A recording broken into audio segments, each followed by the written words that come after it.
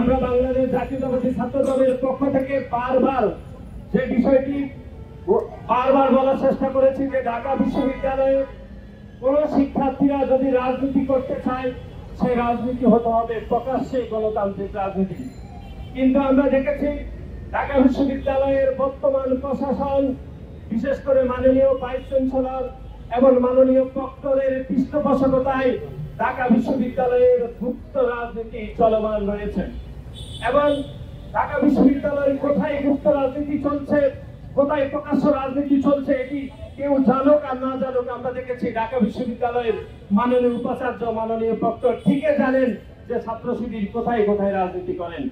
সুতরাং আমরা মনে করি ঢাকা বিশ্ববিদ্যালয়ের মাননীয় উপাচার্যকে অবশ্যই দ্রুত ঘোষণা দিতে হবে ঢাকা বিশ্ববিদ্যালয়ের কোন পবিত্র মাটিতে যেন কোনো গুপ্ত রাজনীতি না থাকে, সেজন্য ঢাকা বিশ্ববিদ্যালয়ের মাননীয় উপাচার্যকে দ্রুত ঘোষণা দিতে হবে।